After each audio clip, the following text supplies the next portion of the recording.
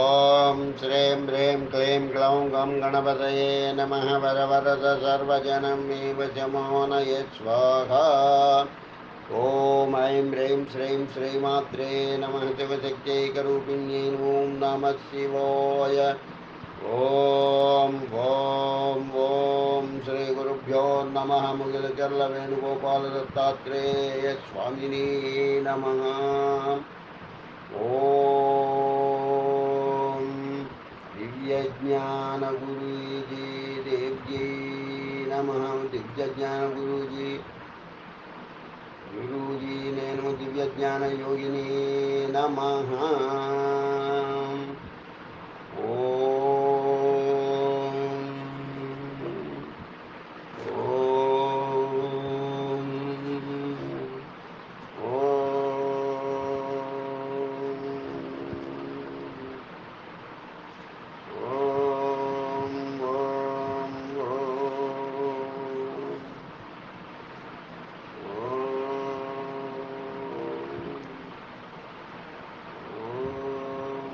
ఆనందయోగం ప్రశాంత జీవనం 4వ భాగం బ్రహ్మసూత్ర విజ్ఞాన శోధన. సూత్రం అంటే సూచించేది అని అర్థం. బ్రహ్మస్వరూపాన్ని మనకు సూచిస్తున్నందున బ్రహ్మసూత్రం అని పేరు వచ్చింది. దీనికి శారీరక సూత్రం అని కూడా పేరు. అంతటా నిండి ఉన్న బ్రహ్మతత్వానికి సజాతీయమైన తత్వం ఒకటి మన శరీరంలో కూడా ఉంటుంది. అప్పుడే జీవ బ్రహ్మైక్యం సిద్ధిస్తుంది. దీని కొరకే బాదరాయణుడనే మహర్షి బ్రహ్మసూత్రాలు రచించారు. మనకు ఉపనిషద్ విజ్ఞానంలో కలిగే సందేహాలు ఈ బ్రహ్మసూత్రాల ద్వారా నివారణ అవుతాయి. ఉపనిషద్ విజ్ఞానంలోని విషయాలు సరి అయినవే అయినా ఆమూలాగ్రం తర్కించుకోవడానికి వీలుంటుంది.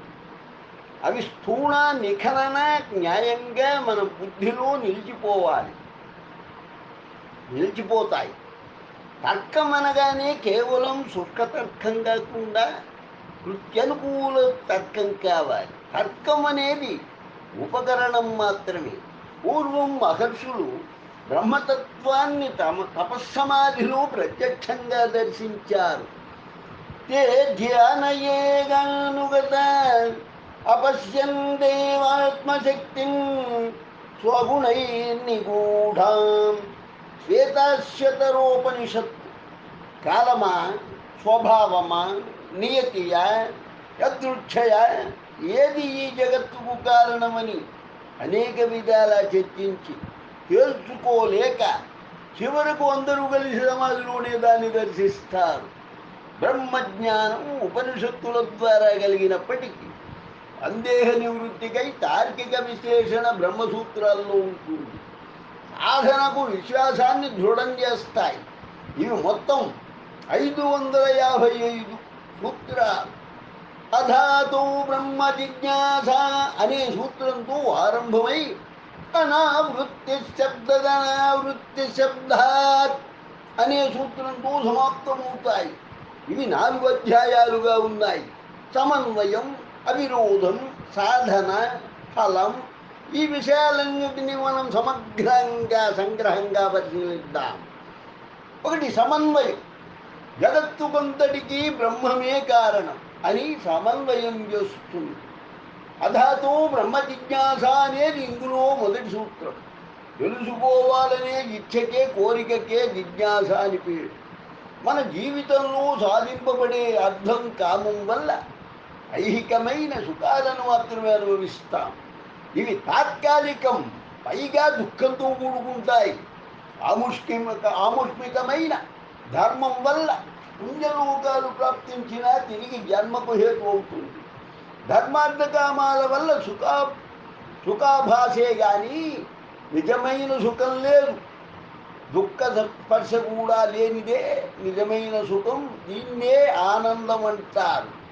ఇది మనకు బ్రహ్మజ్ఞానం వల్లనే లభిస్తుంది. ఇక దేనివల్ల సాధ్యం కాదు. వాస్తవానికి సంసారం కానీ దుఃఖాలు కానీ లేవు. ఇదంతా మనకున్న అజ్ఞానం వల్ల ఏర్పడ్డాయి. ఈ చరాచర సృష్టి అంతా మన స్వరూపం అని తెలుసుకోలేకపోవటమే అజ్ఞానం. ఇది తొలగాలంటే జ్ఞానం తప్ప వేరే మార్గం లేదు. అంతా మన స్వరూపం అని గుర్తించడమే జ్ఞానం. మనకు కలిగే అనర్థాలను తొలగించి పురుషార్థ సిద్ధికి తోడ్పడేది బ్రహ్మం ఒక్కటే. దీన్ని సాధించాలనే బలమైన కోరిక కలిగాలి, అదే జిజ్ఞాస. మనం బ్రహ్మతత్వం గూర్చి ఆలోచించడానికి చిత్తశుద్ధి, ఏకాగ్రత రెండూ ఖచ్చితంగా అవసరం. ఇవి కాక మనకు బలమైన ఆసక్తి కూడా కావాలి. మనం నిత్యం అనుభవిస్తున్న ప్రాపంచిక పుణ్యలోక విషయాలపై అనాసక్తి ఏర్పడితే బ్రహ్మతత్వంపై ఆసక్తి కలుగుతుంది. ప్రతి విషయాన్ని మనం క్షుణ్ణంగా పరిశీలించగలగాలి. అందులో మనకు వివేకం కూడా కావాలి. బ్రహ్మ జిజ్ఞాస కలగడానికి మనం ఈ యోగ్యతలను పొందాలి. బ్రహ్మమే నిత్యమని, ప్రపంచమంతా నిత్యమని తెలిసింది. ఇది ఎలా సాధ్యమని విచారిస్తే బ్రహ్మం అనగా పెద్దది అని అర్థం. సృష్టిలో అన్నింటికంటే పెద్దది ఆసమంతా తాకాశతే, అంతటా నిండి నిర్విలీకృతమైంది ఏదో అది ఆకాశం. ఆకాశమే అంతటా ఉన్నను దేనిని అంటి ముట్టకుండా ఉంది. అందుచేత అది శుద్ధం. శుద్ధమైన ఆకాశతత్వమే సృష్టిలోని సకల పదార్థాల కంటే కూడా పెద్దది. ఆలోచిస్తే ఆకాశం కంటే పెద్దది జ్ఞానం. దీన్నే బ్రహ్మం అన్నారు. మనలోని నేను అనే స్ఫురణకే ఆత్మ అని పేరు. ఈ ఆత్మ అనేదే బ్రహ్మం. బ్రహ్మమే మన శరీరంలో చేరి మనకు ఆత్మస్వరూపంగా నిత్యం అనుభవానికి వస్తుంది. సాక్ష్యరూపమైన ఆత్మను వివేచనతో శరీరం నుండి వేరు చేయాలి. అది విశ్వమంతా వ్యాపించి బ్రహ్మస్వరూపంగా మనకు అనుభవానికి వస్తుంది. జన్మాద్యస్య యతః అనేది రెండవ సూత్రం. బ్రహ్మమే జగత్తుకంతటికీ కారణమని నిరూపించారు. ఇతరుల వాదనలన్నీ దోషభూయిష్టాలేనని హేతు దృష్టాంతాలతో ఖండించారు బాదరాయణులు. సాంఖ్యవాదం ఒకటి. సాంఖ్యవాదం వీరు ప్రధానమే జగత్కారణమని అంటారు. ప్రధానం అంటే మూల ప్రకృతి. రచనానుపపత్తేశ్చనానుమానం సూత్రం. చిత్ర విచిత్రమైన జగద్రచన చేయడం జడమైన ప్రకృతికి చేత కాదు కనుక జగత్కారణం కావడానికి వీలు లేదు. పరమాణువాదం. దీన్ని కణాదుడు అనేటటువంటి మహర్షి ప్రతిపాదించారు. పరమాణువులే జగత్తుకంతా మూల కారణమని వీరి వాదన. ప్రయత్నం లేకుండా పరమాణు సంయోగం జరగటం సంభవం కాదు. అందుచేత సాంఖ్యం మాదిరిగా కణాదుని వైశేషికవాదం కూడా నిలువలేదు. బౌద్ధుల వైనాశికవాదం. ఇది మూడు శాఖలు: స్వరాస్తిత్వవాదం, విజ్ఞానవాదం, సర్వశూన్యవాదం. ఇందులో స్వరాస్తిత్వవాదులు బాహ్యాభ్యంతరాలు రెండూ ఉన్నాయని ఒప్పుకుంటారు. బాహ్యంగా పృథివ్యాధి పరమాణువులు, అంతరంగా రూప విజ్ఞానాదులైన పంచస్కందాలు పరస్పరం కలిసి వ్యవహారమంతా సాగిస్తున్నాయి. ఆ సంఘాతమే ప్రపంచ సృష్టికి కారణమంటారు. సముదాయంగా ఏర్పడవలసిన భాగాలన్నీ అచేతనాలు. అచేతనాలకు ఒక సముదాయం ఏర్పడడం సంభవం కాదు. చేతన పదార్థాన్ని బౌద్ధులు అంగీకరించరు. సంఘాతం అనేది సిద్ధించదు. అవిద్యాదులు కూడా సిద్ధించవు.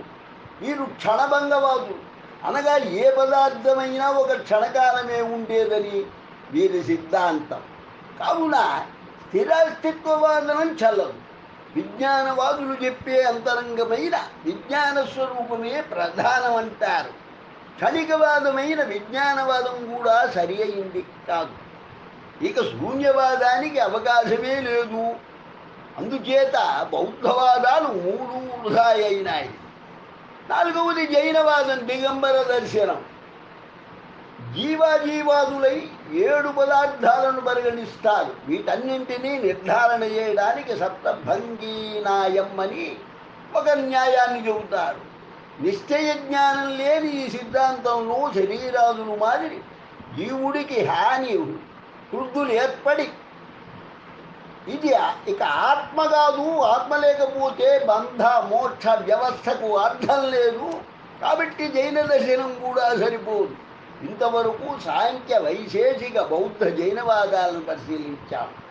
పాదరాయణుల వారి ఖండనను కూడా తెలుసుకున్నాం. నిత్య శుద్ధ బుద్ధ ముక్త స్వభావమైన ఈ చరాచర సృష్టికంతటికి కారణమని సిద్ధాంతం. కారణమనగా ఉపాదానమా నిత్తమా అని ప్రశ్న వస్తుంది. కేవలం నిమిత్త కారణమేనని వాదిస్తారు చాలామంది. వారిలో పాతంజలులు, పాశుపతులు, తార్కికులు ఉన్నారు. బ్రహ్మసూత్రాలు ఈ ముగ్గురి వాదం హేతుబద్ధం కాదంటున్నాయి. పత్యురసామంజస్యాత్ సూత్రం. ఆద్యంతాలు రెండు ఉంటే ఆ పదార్థం శూన్యమవుతుంది. కనుక నిమిత్త కారణమని వాదించుటలో అర్థం లేదు. నిమిత్తంగాక ఉపాదాన కారణమని కూడా చెప్పేవాదులను భాగవతులు అంటారు. పరమాత్మతత్వాన్ని జీవితాంతం అభిగమన ధ్యానాదులతో ఆరాధిస్తే భగవతత్వాన్ని చేరవచ్చునంటారు భాగవతులు. ఇందులోని 4 వ్యూహాలు ఒకదాని నుండి ఒకటి జన్మిస్తాయని చెబుతారు. ఇలా సాధ్యం కాదు. దీనివల్ల భాగవతుల వాదం కూడా సరిపోవటం లేదు. ఇక బాదరాయణుల సిద్ధాంతం బ్రహ్మమే ప్రపంచానికి నిమిత్తం, ఉపాదానం 2 కారణాలు, సర్వదా ఏకరూపం. అది ఒక 4 వ్యూహాలే కాదు, అణువు నుండి బ్రహ్మాండం వరకు అంతా ఒకే బ్రహ్మ వ్యూహమే, దాని విభూతియే. అది బాదరాయణులు సిద్ధాంతీకరించారు. ఇక రెండవది అవిరోధం. బ్రహ్మమే తన్ను తానే ప్రపంచ రూపంగా పరిణమింపజేసుకుంది. ప్రపంచ నిర్మాణానికి కావలసిన పదార్థం బ్రహ్మమే, నిర్మాత బ్రహ్మమే. దీనికి భిన్నమైన మరొక వ్యక్తి కానీ పదార్థం కానీ ఏమాత్రం ఉండుటకు వీలు లేదు. ఏకమేవా ద్వితీయం బ్రహ్మ. ఉపనిషత్తు దీనికి ఉదాహరణగా యథోర్ణనాభిసృజితే గృహ్ణతే చ, యథోర్ణనాభిసృజితే గృహ్ణతే చ. పూర్ణనాభి అనగా సాలెపురుగు. అది తన నోటి నుండి వచ్చిన లాలాజలంతోనే దారాన్ని సృష్టించి తిరిగి ఆ దారాన్ని తనలోనే లయం చేసుకుంటుంది. ఇదే మాదిరిగా బ్రహ్మ చైతన్యం కూడా తన చైతన్య శక్తితో ఈ చరాచర ప్రపంచాన్ని సృష్టిస్తుంది. బ్రహ్మం శుద్ధ చైతన్య స్వరూపం. అది ప్రపంచానికి నిమిత్తం కావలసిందే కానీ ఉపాదానం ఎలా అవుతుంది? అచేతనమైన జగత్తుకు అచేతనమే ఉపాదానం కావాలి. కానీ చేతనాలతో నుండి అచేతనాలు, అచేతనాల నుండి చేతనాలు రావడం చూస్తూ ఉన్నాం. చేతనుడైన మానవుడి నుండి కేశాలు గోళ్ళు పుడుతున్నాయి. అచేతనమైన పేడల నుండి క్రిములు జన్మిస్తున్నాయి. మిగతా గుణాల్లో వైషమ్యం ఉన్నా దానికది కారణమనుచున్నాం. బ్రహ్మానికి చైతన్యం, శక్తి 2 గుణాలున్నందున ఈ ప్రపంచమంతా బ్రహ్మం నుండే వచ్చింది, సందేహం లేదు. సృష్టికి పూర్వం లయం, తర్వాత బ్రహ్మం ఒక్కటే ఉంటుంది. ఈ ప్రపంచమంతా బ్రహ్మం నుండే వచ్చిన అనేకత్వంగా ఉంది. అనేకత్వం వల్ల ఏకత్వానికి ఇబ్బంది ఎంత మాత్రం లేదు. దీనికి ఎన్నో దృష్టాంతాలున్నాయి. మట్టి నుండి మట్టి పాత్రలు, బంగారం నుండి నానా విధాలైన ఆభరణాలు మొదలైనవి. భూమి మీద పుట్టినవన్నీ తిరిగి భూమిలోయే కలిసిపోతున్నాయి. ప్రపంచం అనేది ఒకప్పుడు సృష్టి కావడం లేదు, లయముందుట లేదు. సృష్టి లయాలే లేకపోతే మధ్యలో ఉండే స్థితి అంతకన్నా లేదు. ఎప్పుడూ లేనిది ఉన్నది ఒక బ్రహ్మ పదార్థని. కారణం కన్నా కార్యం వేరు కాదు. ఇందులకు ప్రత్యక్ష నిదర్శనం నూలుతో తయారైన వస్త్రం. ఇలా అన్వేషణ చేస్తే ఈ ప్రపంచమంతా ఎరుపు, తెలుపు, నలుపు అనే 3 రూపాలతో మొదలై అది మాయమై వాయువుగా కదులుతూ అది కూడా ఆగి ఆకాశంలాగా వ్యాపిస్తూ చివరకు జడమైన ఆకాశం కూడా శుద్ధ చైతన్యమైన బ్రహ్మంగానే అనుభవానికి వస్తుంది. ఏది దేనిలో ఉండదో అది దాని నుండి రాలేదనేది సిద్ధాంతం. ఉదాహరణకు తెరల నుండి తైలం. ఆరంభవాదులనేవారు కొందరు లేనిది సృష్టి అవుతుందంటారు. కారణం కన్నా శక్తి వేరుగాదు, శక్తి కన్నా తజ్జన్యమైన కార్యం వేరుగాదు, అంతా ఒక్కటే. కనుక ఆరంభవాదులది సరైంది కాదు. కారణం ఉన్నప్పుడు కార్యద్రవ్యం ఉంటుంది. అది కారణంతో అవ్యక్త రూపంగా ఉంది. దీన్ని వ్యక్తం చేసుకుని చూడాలి. అవ్యక్తం వ్యక్తం అవ్వడం అనగా కొత్త వస్తువు ఏర్పడడం కాదు, ప్రత్యభిజ్ఞ ద్వారా మనం గ్రహించగలం. కారణానికి భిన్నంగా కార్యం అనేది వేరొకటి ఎక్కడా లేదు. మూల కారణమైన ఆ బ్రహ్మమే ఒక నర్తకుడిలాగా ప్రపంచంలోని ఆయా వ్యక్తులు, వస్తువులు, పరిస్థితులు అనే చిత్ర విచిత్రమైన రూపాలు ధరించి మనకు దర్శనమిస్తుందని భావన చేయాలి.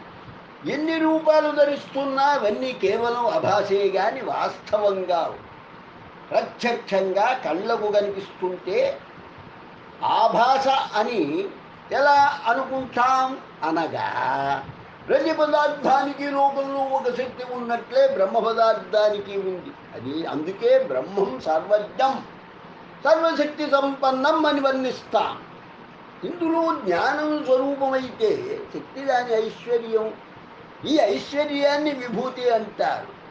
ఐశ్వర్యాన్ని అధీనం చేసుకోవడం వల్ల బ్రహ్మకు ఈశ్వరుడని పేరు. పుష్టి ఈశ్వర సంకల్పం. జ్ఞానం నిమిత్తమైతే శక్తి ఉపాదానమవుతుంది. పుష్టి అంతా నామరూపక్రియలనే 3 రూపాలుగా ఉంది. ఇవి ఈశ్వరుడు మాయాశక్తిలో అవ్యక్తంగా ఉన్న గుణాలే. ఇవి క్రమంగా అతి సూక్ష్మ దశ నుండి అతి స్థూల దశకు వ్యక్తమవుతూ వచ్చేసరికి సృష్టి అయింది.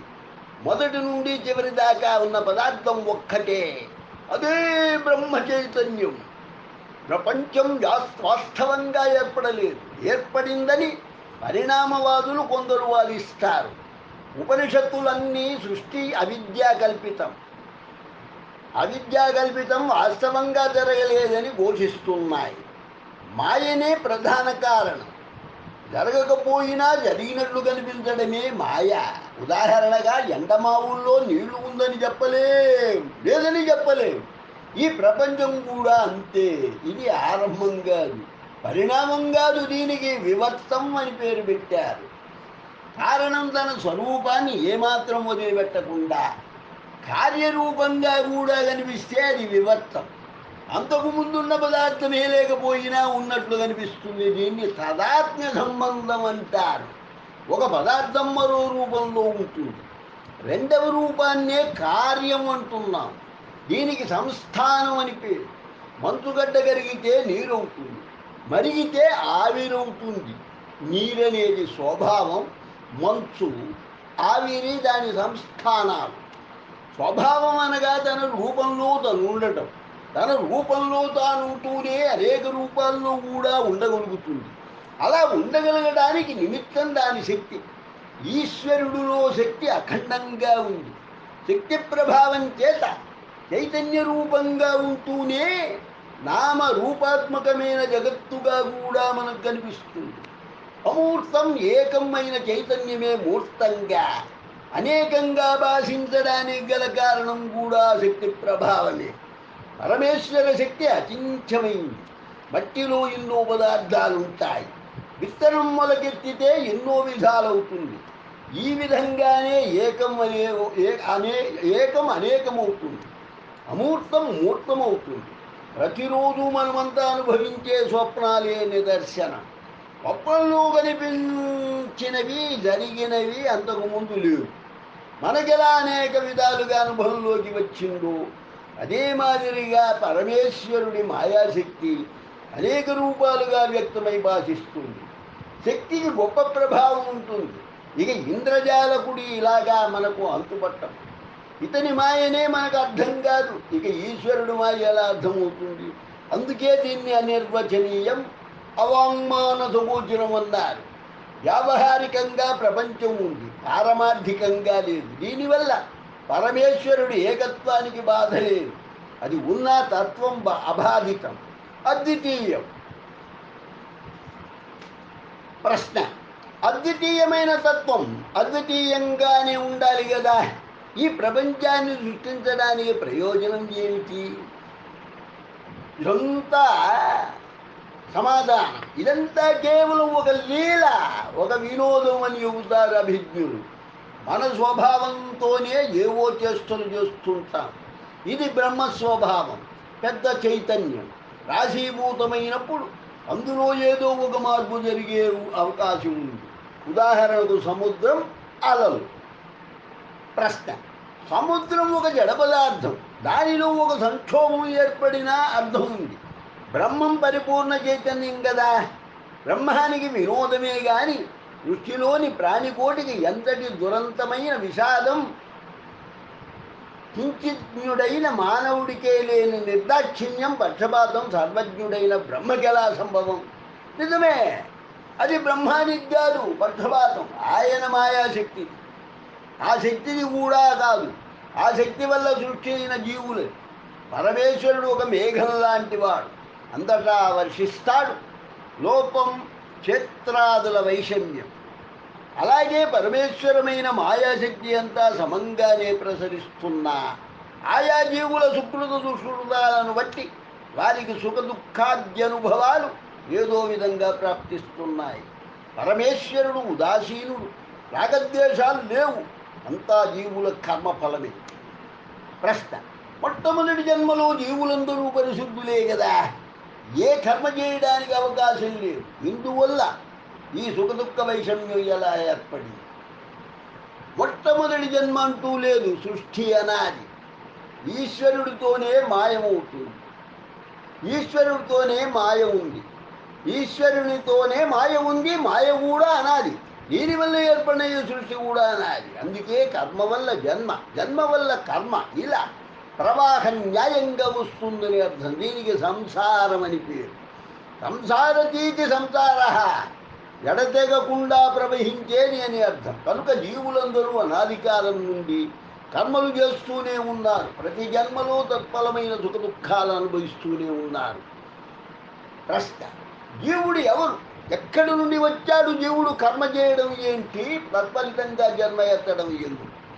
జీవుడు అనే ప్రశ్నే లేదు. ఇంతవరకు చర్చిస్తూ వచ్చిన మనమే జీవులు. మనం ఎవరం అనే ప్రశ్న ఉంటుందా? మనం ఉన్నామో లేవో మనకే తెలుసు. నహి దృష్టే అనుపపన్నం నామ అని శాస్త్రం. కనిపిస్తూ ఉన్నదాన్ని గూర్చి ప్రశ్న అవసరం లేదు. ఈ ప్రపంచమంతా ఎక్కడి నుండి వచ్చిందో మనం అక్కడి నుండే వచ్చాం. ఉన్నది ఒకే ఒక చైతన్యం అని నిరూపణమైనప్పుడు ఏది సృష్టి అయినా దాని నుండే వస్తుంది. ప్రశ్న: ప్రపంచ సృష్టికి జీవ సృష్టికి గత తేడా ఏమిటి? రెండూ ఆయన మాయా ప్రభావం వల్లనే జన్మించిన, ఒకటి విజాతీయం, మరొకటి సజాతీయం. ఈశ్వర చైతన్యంలో ఎక్కువ మార్పు కలిగి మనకు గుర్తుపట్టకుండా అయితే అది విజాతీయ సృష్టి. ఈ భౌతికమైన ప్రపంచం అదే. ఎలాంటి మార్పు లేకుండా చైతన్య కళను గుర్తించగలిగితే అది సజాతీయం. అది మనలాంటి జీవ సృష్టి. మనలో అనుభవానికి వచ్చే నేను అనే స్ఫూర్తి కేవలం చైతన్యమే. అందువల్ల జీవ ఈశ్వర తత్వాల్లో మార్పు లేదు. వేదాంతులు జీవ సృష్టి అనరు, ప్రవేశం అంటారు. పాంచభౌతిక శరీరంలో భగవతత్వం ప్రవేశిస్తే జీవుడు, సర్వత్రా వ్యాపించిన తత్వం ఈశ్వరుడు. ప్రశ్న: జీవుడికి సంసార బంధం ప్రాప్తించడం, ఈశ్వరుడు అన్ని బంధాలకు అతీతుడు కావడం ఏమిటి? దీనికి కారణం అవిద్య లేదా అజ్ఞానం. సమస్త ప్రపంచం బ్రహ్మమని అనుసంధానం చేయకపోవడమే అజ్ఞానం. విచారణ చేయనంత వరకు అజ్ఞానం, విచారణ వల్ల జ్ఞానం వస్తుంది. అనుకోవడంతోనే తేడా ఉంది. బ్రహ్మం ఉన్నాడనుకొని చూడడం లేదు. మనం అలాగాక ఉందనుకొని చూస్తూ ఉన్నాం. అందుకే మనం శరీరం ధరించాం, బంధం ఏర్పడింది. మొట్టమొదట మనకు లభించిన శరీరం అజ్ఞానం ఈశ్వరుడి నుండి జీవుణ్ణి వేరు చేసింది. దీనికి కారణమా శరీరం అని పేరు. చైతన్యానికి ఆచ్ఛాదమే శరీరం. దీనివల్ల ప్రపంచం నుండి మనల్ని వేరుగా చూస్తున్నాం. ప్రపంచంలోనివన్నీ మనకు కావాలనే కోరిక కలుగుతుంది. ఈ కామమే రెండవదైన సూక్ష్మ శరీరం. దీన్నే లింగ శరీరం అంటారు. కామానికి విషయమైన పదార్థాన్ని అనుభవించుటకే కర్మ అని పేరు. కర్మకలాపాలకు అనుగుణమైన శరీరమే స్థూల శరీరం. మూడవది, మిగతా రెండు శరీరాలు ఆ స్థూల శరీరంలోనే విడి ఉంటాయి. అన్నమయ కోశం స్థూల శరీరం అయితే ప్రాణ, మనో, విజ్ఞానమయాలు సూక్ష్మ శరీరం. ఆనందమయ కోశమే కారణ శరీరం. జాగ్రత్త, స్వప్న, సుషుప్తావస్థలు కూడా ఈ శరీరత్రయానికి ఉంటాయి. కారణ శరీరమే జీవుడి అజ్ఞానమైతే సూక్ష్మ శరీరం జీవుడి తత్వం, జ్ఞానం మనసుగా క్రియ ప్రాణంగా ఏర్పడింది. ఈ రెండింటి యొక్క సంఘాతమే జీవాత్మ. మనోవిజ్ఞానాలు తిరిగి రెండు ఒక్కటే. ఈ విజ్ఞానాన్ని బుద్ధి అంటారు. బుద్ధి ప్రాణం అనే రెండు ఉపాధులు నేనున్నా భావించే చైతన్యమే జీవుడు. దీనినే అభిమానం అంటారు. అభిమానాన్ని తొలగించుకోగలిగితే తన స్వరూపాన్ని గుర్తిస్తాడు.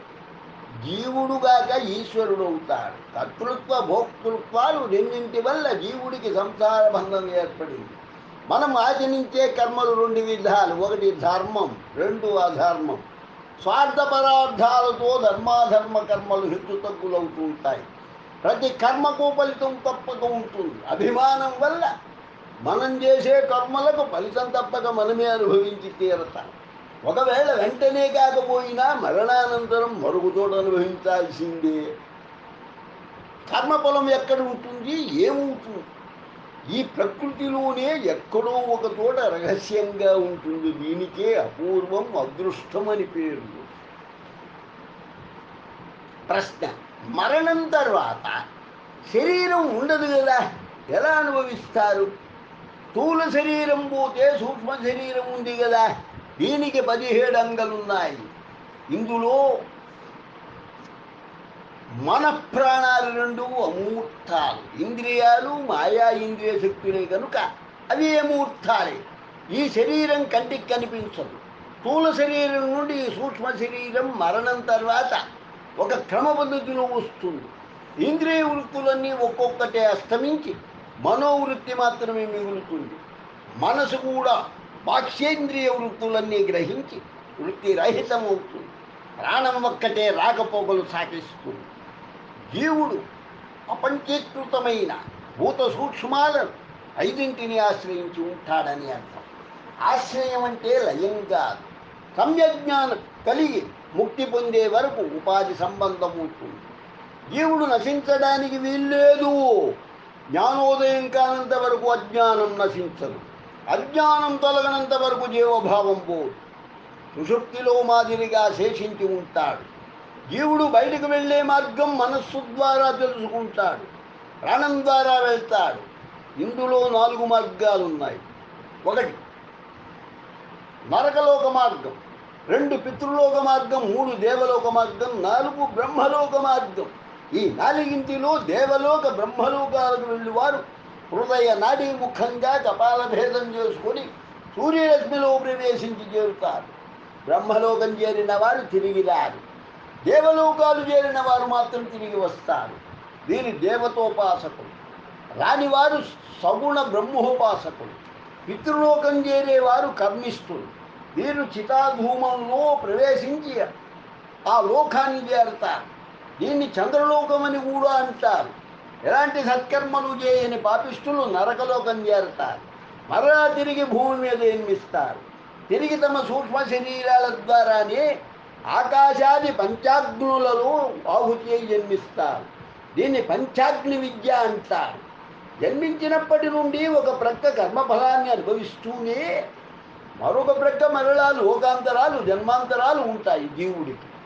ఇదే సంసార బంధం.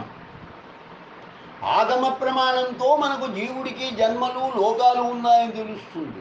అనుమాన ప్రమాణంతో పరిశీలించినా ఇప్పుడు జీవుడున్నాడంటే ఇంతకు ముందు కూడా ఉండి తీరాలి. ఇంతకు ముందు ఉన్నాడంటే తర్వాత కూడా ఉండవలసిందే. పుణ్య పాపకర్మ ఫలితాలు అనుభవించడాన్ని బట్టి కూడా అర్థమవుతుంది. జన్మాంతరాలున్నట్లే లోకాంతరాలు, ఆ లోకాలకు అధిపతులైన దేవతలు కూడా ఉంటారని ఒప్పుకోవాలి. సూర్య చంద్ర లోకాలు మనకు కనిపిస్తూనే ఉన్నాయి. లోకం అంటే మనోభూత సన్నివేశ విశేషమని భాష్యకారులు అన్నారు. మన జీవితంలో చూచే ప్రాణుల సృష్టిలోని తారతమ్యం ఎలాగో వేదం ప్రతిపాదించే దేవతా సృష్టి కూడా ప్రామాణికమే. మనకు దేవతలకు చాలా తేడాలు ఉన్నాయి. ఒకే బ్రహ్మ పదార్థం సత్యమైన సృష్టి అంతా మనకు ఎలా గోచరిస్తుందో అలాగే మిగతా గోచరమైన వాడిని కూడా అంగీకరించక తప్పదు. గోచరిస్తున్న వాడిని వ్యావహారిక సత్యం అని, దీనికి భిన్నంగా ఆ బ్రహ్మతత్వానికి పారమార్థిక సత్యం అని పేరు. చైతన్యానికి ప్రపంచానికి ఏర్పడిన ఒక ముడి దేవుడు అని అన్నారు శంకరుడు. అంతా బ్రహ్మమేనని గుర్తిస్తే ఆ విద్యతో ఏర్పడిన మూలమైన అభిమానం తొలుగుతుంది. జీవ జగత్తులు రెండు ఈశ్వర స్వరూపమే. ఈశ్వరుడికి జీవ జగత్తులకు విరోధం అనేది లేశమాత్రం లేదు, ఉండనే ఉండదు. ఆనందయోగంలో రెండు భాగములు సంపూర్ణమైనవి. లోకా సమస్త సుఖినో భవంతు, లోకా సమస్త సుఖినో భవంతు, లోకా సమస్త సుఖినో భవంతు. ఓం శాంతి శాంతి శాంతి. స్వస్తి.